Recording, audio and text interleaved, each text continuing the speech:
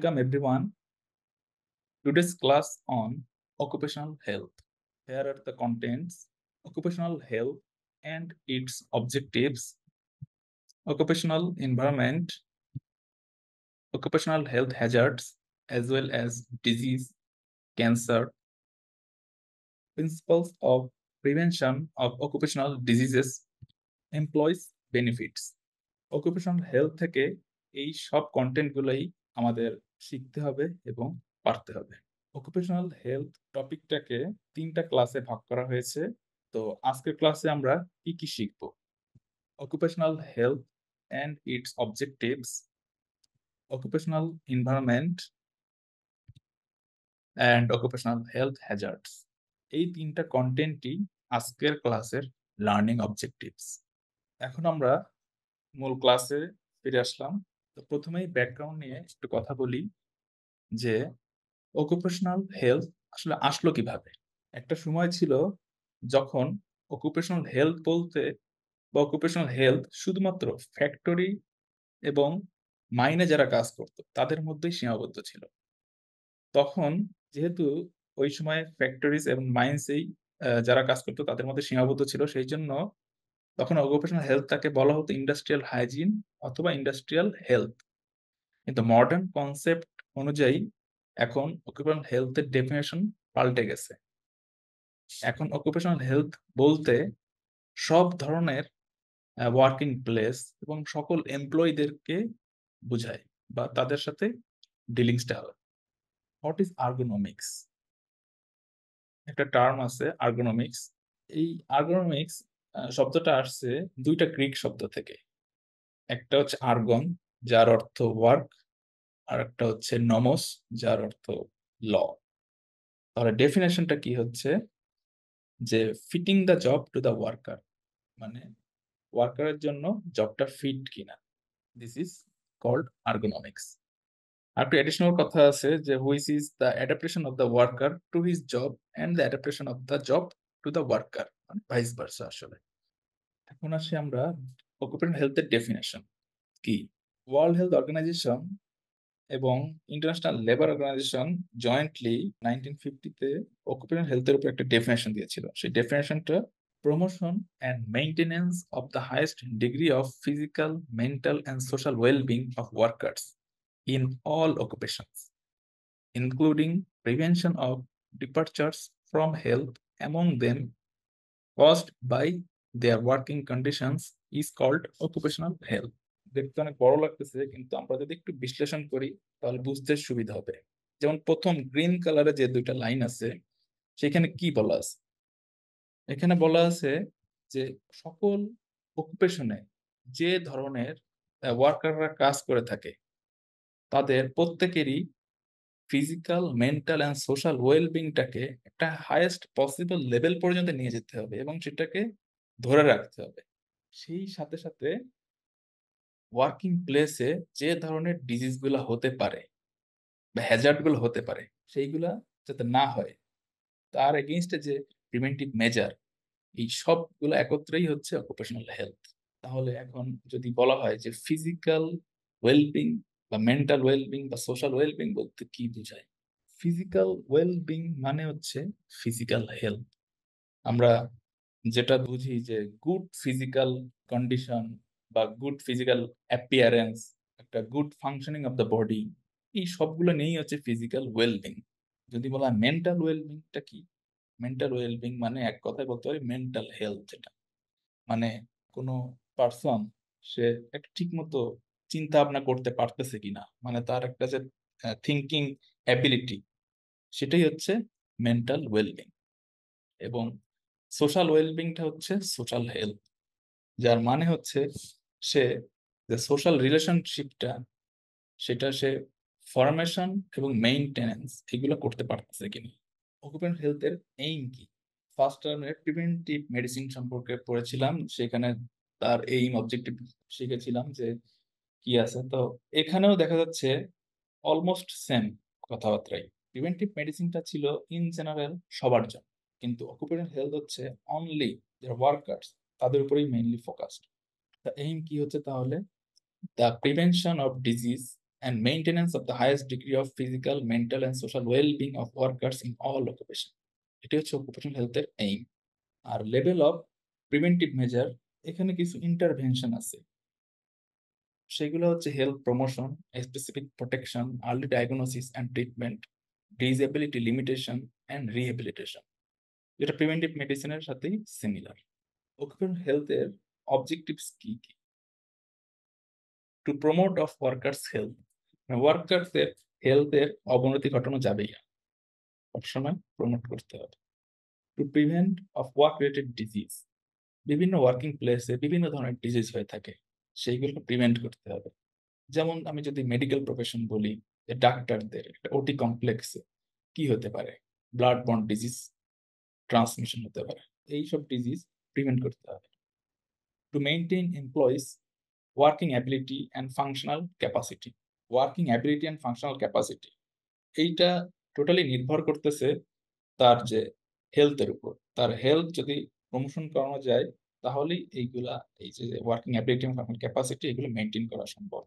Two maintain healthy and safe working environment, working প্লেসটাকেও একটা healthy working place ensure করতে হবে, সেফটি সিকিউরিটি এগুলা এনশিওর করতে হবে। To have a well functioning working community, ultimately সবগুলোই যদি আমরা মেইনটেইন করতে পারি, তাহলে একটা well functioning working community establish করা পসিবল। ওয়ার্কিং এনভায়রনমেন্ট বা অকুপেশনাল এনভায়রনমেন্ট জিনিসটা কি আসলে? অকুপেশনাল এনভায়রনমেন্ট মানে হচ্ছে কিছু এক্সটার্নাল কন্ডিশন বা ফ্যাক্টর এবং কিছু ইনফ্লুয়েন্স থাকে, যেগুলো প্রতিটা ওয়ার্কিং প্লেসেই প্রেজেন্ট থাকবে, এবং সেইগুলাই যে ওয়ার্কার তাদের হেলথের উপর একটা ইম্প্যাক্ট ফেলে। এটাই হচ্ছে ওয়ার্কিং বা অকুপেশনাল এনভায়রনমেন্ট। অকুপেশনাল এনভায়রনমেন্টের মধ্যে ৩ ধরনের ইন্টারাকশন হয়ে থাকে। সেই ইন্টারাকশন গুলো কি কি সেগুলো এখন আমরা জানবো। প্রথমত হচ্ছে interaction between man and agent. ওখানে যারা ওয়ার্কার থাকে এবং ওখানে কিছু এজেন্ট প্রেজেন্ট থাকে। এজেন্টটা হচ্ছে একটা living or non living substance, বা হতে পারে সেটা একটা টেনজিবল বা ইনটেনজিবল ফোর্স, এবং সেটার বেশি থাকলেও ডিজিজ হতে পারে, আবার কম থাকলেও ডিজিজ হতে পারে। সেটি হচ্ছে এজেন্ট। সেই এজেন্টের মধ্যে কি কি ছিল, যেমন physical agent, chemical agent, biological agent, আরো এক্সেট্রা অনেক এজেন্ট আছে। তো এখানে interaction between man and agent. ২ নাম্বারটা হচ্ছে interaction between man and machine. Working প্লেসে বিভিন্ন মেশিন থাকে, সেই মেশিনের সাথেও একটা ইন্টারাকশন হয়ে থাকে। ৩ নাম্বার হচ্ছে interaction between man and man, মানে যে কো ওয়ার্কার যারা, তাদের মধ্যে একটা ইন্টারাকশন। প্রথমে হচ্ছে ম্যান এন্ড এজেন্ট, যার মধ্যে ছিল ফিজিক্যাল এজেন্ট। ফিজিক্যাল এজেন্ট কি কি হতে পারে, যেমন heat, cold, radiation, noise, heat radiation, light, humidity, vibrations, air movement, এগুলো হচ্ছে সব ফিজিক্যাল এজেন্ট। এবার সেই কেমিক্যাল এজেন্টের মধ্যে কি কি আছে, কেমিক্যালস, টক্সিক এজেন্ট, যেমন dust, gas. What is dust?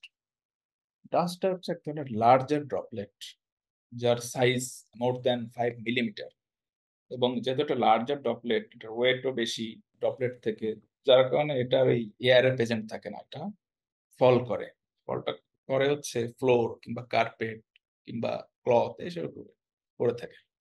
Biological agent আছে কিছু, যেমন micro organism, virus, bacteria, parasite, এইগুলোই হচ্ছে বায়োলজিক্যাল এজেন্ট। এবার আসি interaction between man and machine. Unguarded and hazardous machine. একটা ওয়ার্কিং প্লেসে যদি আনপ্রোটেক্টেড কিংবা একটা হ্যাজার্ডাস মেশিন থাকে এবং এই ওয়ার্কারদের প্রতিনিয়ত মেশিন ডিল করতে হয়, তাহলে সেখান থেকে বিভিন্ন ধরনের হ্যাজার্ড বা অ্যাক্সিডেন্ট, ইনজুরি এগুলো হতে পারে। Working for long hours in unphysiological postures. অনেক ওয়ার্কিং প্লেস আছে যেখানে এমপ্লয়ীদেরকে লং পিরিয়ড অফ টাইম ধরে আনফিজিওলজিক্যাল পশ্চারে থাকতে হচ্ছে। সেখান থেকেও কিন্তু বিভিন্ন ধরনের হ্যাজার্ড হচ্ছে, যেমন সার্কুলেশন প্রবলেম কিংবা back pain, shoulder pain, carpal tunnel syndrome, অনেক সমস্যাই হচ্ছে। Lack of safety measure. Protective measure যদি যথাযথ সময়ে ইউজ না করা হয়, তাহলে সেখান থেকে বিভিন্ন ধরনের ইনজুরি বা অ্যাক্সিডেন্ট হতে পারে। আর লাস্ট যে ইন্টারাকশন, সেটা ছিল ম্যান অ্যান্ড ম্যান।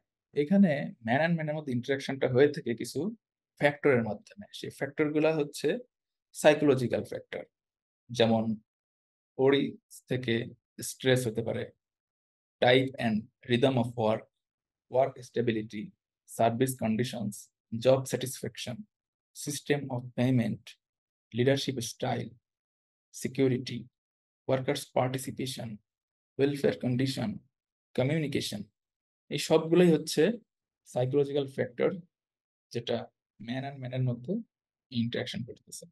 এখন এই ফ্যাক্টরগুলা যে শুধুমাত্র কো-ওয়ার্কারদের রিলেশনশিপটাকে যে ইনফ্লুয়েন্স করতেছে ব্যাপারটা তা না, সেই সাথে সাথে ওয়ার্কারদের সাথে যে অথরিটি আছে তাদের রিলেশনশিপকেও ইনফ্লুয়েন্স করে।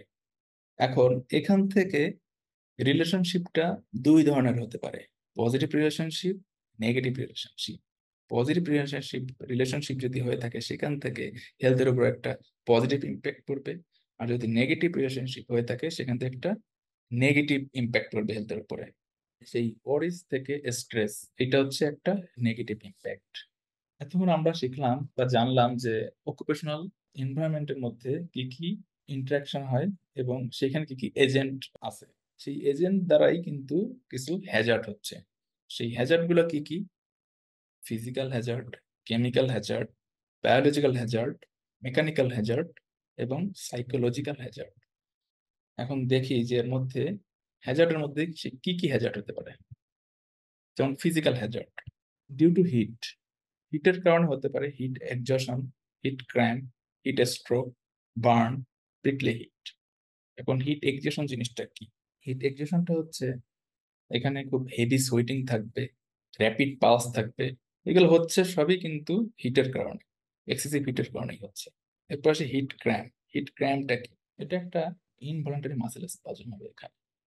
হিট স্ট্রোক, এটা একটা অনেক দীর্ঘ সময় ধরে যদি মানে আন্ডার দ্য সানলাইট যদি থাকে তখন দেখা যাচ্ছে body temperature more than 40 degree Celsius হয়ে যাচ্ছে, এটা হচ্ছে হিট স্ট্রোক। বার্ন, তারপরে প্রিকলি হিট, এগুলো তো সবই হিটের কারণেই হয়। ডিউ টু কোল্ড, কোল্ডের কারণে কিছু হ্যাজার্ড হয় যেমন চিল ব্লেইনস, ফ্রস্ট বাইট। ফ্রস্ট বাইট জিনিসটা কি আসলে? এখানে হবে ইনজুরি হবে, freezing of the skin and underline structure. এই ইনজুরিটা হচ্ছে ফ্রিজিং এর কারণে, স্কিন এবং তার আন্ডারলাইন স্ট্রাকচারটা যখন ফ্রিজিং হচ্ছে তার কারণে কিছু ইনজুরি হবে। আর চিল ব্লেইন্সটা কি? চিল ব্লেইন্সটা একটা কোল্ডের কারণে সার্কুলেশনটা হ্যাম্পার হবে, যার ফলে কিছু ফিচার ডেভেলপ করতে পারে, ইচি স্কিন কিংবা প্যাচ এক্সেট্রা। মেইনলি সার্কুলেটরি ডিস্টারবেন্সটা হবে। ডিউ টু পুয়ার লাইট, সেক্ষেত্রে আই স্ট্রেইন, ল্যাক্রিমেশন, হেডেক, এইগুলো হবে। Due to noise, occupational deafness, due to vibration, injuries and spasm to wrist, elbow and shoulder joint, low back pain, due to radiation, skin cancer. এই সবগুলো হচ্ছে physical hazard. এবার আসি chemical hazard দিয়ে। Chemical hazard এর মধ্যে কি কি আছে? যেমন poisoning from insecticides, burn, dermatitis, gas poisoning, pneumoconiosis, asthma. Pneumoconiosis একটা লাং ডিজিজ, এটা আমরা পরবর্তী ক্লাসে এটা নিয়ে আরো আলোচনা করব। বায়োলজিক্যাল হ্যাজার্ড কি কি আছে? যেমন disease like anthrax, tuberculosis, brucellosis, tetanus, fungal infection.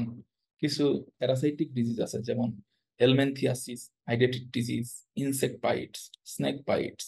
Mechanical hazards, mechanical hazard মূলত হয়ে থাকে ইনজুরি এবং অ্যাক্সিডেন্ট থেকেই। Psychosocial hazard, anxiety, depression, hypertension, peptic ulcer disease, sickness absenteeism. Sickness absenteeism জিনিসটা আসলে কি? এটা বলতে কি বোঝায়? এটা মানে কোনো একটা ওয়ার্কিং প্লেসে অ্যাবসেন্ট থাকবে, যে ওয়ার্কার সে অ্যাবসেন্ট থাকবে এবং সেখানে সে শো করবে যে সে সিক, কিন্তু অ্যাকচুয়ালি সে সিক না। এটি হচ্ছে সিকনেস অ্যাবসেন্টিজম। যদি ডেফিনেশনটা আমরা বলি যে remaining absent from the work showing sickness as a cause, এটাই হচ্ছে সিকনেস অ্যাবসেন্টিজম। তো আমরা ক্লাসের শেষে চলে এসেছি। তো আমরা এখন যদি সামারি করি যে আজকে আমরা কি কি শিখলাম। প্রথমত আমরা শিখলাম যে অকুপেশনাল হেলথ এর ডেফিনেশন, তারপরে অকুপেশনাল হেলথের এইম, অবজেক্টিভস কি কি ছিল। দেন আমরা শিখলাম অকুপেশনাল এনভায়রনমেন্ট বলতে কি বুঝি এবং সেই এনভায়রনমেন্টে কি কি ইন্টারাকশন হতে পারে, সেই ইন্টারাকশনের ফলে কি কি হ্যাজার্ড হতে পারে, মানে আমরা শিখলাম অকুপেশনাল হ্যাজার্ডস কি কি। তো আজকে ক্লাস এই পর্যন্তই। নেক্সট ক্লাসে আমরা শিখব অকুপেশনাল ডিজিজ এবং তার প্রিভেনশন, মানে principles of prevention of occupational diseases. Thank you everyone.